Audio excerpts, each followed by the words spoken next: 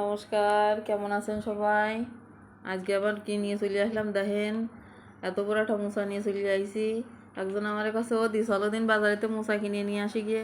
আমি বলছি না রে দিদি, বাজারে যাব কি এতে মোচা আনতে, আমাকে জমিতেই রয়েছে তাই একটা কাটিয়ে নিয়ে আসি গিয়ে। তাই এই মোচাটা কাটিয়ে নিয়ে আইসি এই যে কাটিয়ে নিলাম একটুখানি, সবটা কিন্তু নিইনি, অত বড় একটা মোচা কি আরবো কদিনই। এবার নিয়ে একটু বাটিয়ে নিচ্ছি, একটু ভাব দিয়ে নিলে ভালো হতো, কিন্তু তার এলাম না। এই যে যুদ্ধ বিগ্রহ করে বাটিয়ে নিচ্ছি মেশিনের পরে সবগুলো এরা মেরে ডলে ডলে ভালো রে বাটিয়ে নিচ্ছি। মেলা মিহিয়ার আর দরকার নেই, অল্প অল্প মিহিয়েই নিচ্ছি, নিয়ে বাটিয়ে নিচ্ছি। বাটিয়ে এই যাও বাটা হয়ে গেছে। মোচা তো একটু কালা কালা হয়ে যায় বাটার পরে। তারপরে এর মধ্যে কত রকম দেবো তাই শুধু দেখাও, এবার গুনতি থাও। দিলাম পেঁয়াজ কুচনো, দিলাম একটু রসুন বাটা, একটু কাঁচা জাল বাটা, তারপরে দিয়ে দিলাম হলুদের গুঁড়ো, তারপরে দিয়ে দিলাম লবণ, তারপরে আছে এই দেখো এবার দিলাম গোলমরিচের গুঁড়ো 1 চামচ, গুঁড়ো করা আছে লগরে। আর দিলাম সামান্য একটুখানি চিনি তোমাকে দিতে ইচ্ছেলে দিবা, না আলি দিবা না। দিয়ে দিলাম বেসন, 2-3 চামচ বেসন দিলাম যাতে একটু আঠা আঠা ভাব হয়, ছাড়া ছাড়া না ভাব থাকে। আর দিয়ে দিলাম সুজি 3-4 চামচ যাতে একটু শক্ত হয়। এ সবচেয়ে ভালো হয় যদি চালের গুঁড়ো থাকে, তা আমাকে ডেইও নেই চালের গুঁড়োও নেই, তাই কী আরবো। তাইতে এই দিলাম, আর শেষে 2 জিরে দিয়ে দিলাম, দিয়ে ভালো করে চ্যাটকা ফ্যাটকা করে নিলাম। এমন করে চ্যাটকাতে হবে যে একটার সাথে আর একটার মধ্যে মিশে মিশে যাবে। ভালো করে চ্যাটকাইয়ে একটা সাইজ বানাইয়ে, যে সাইজ এসে সে সাইজে তোমরা বানাতে পারো।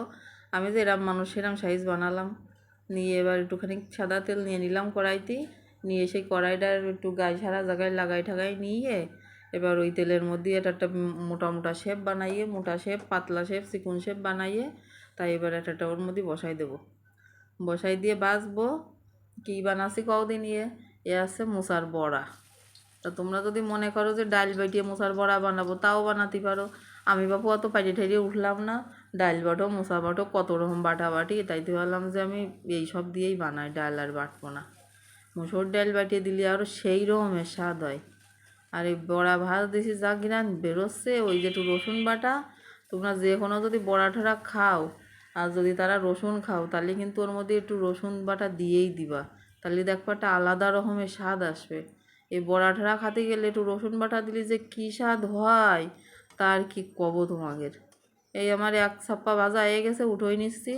এবার প্লেটের পর একটা টিস্যু পাতায় নিছি।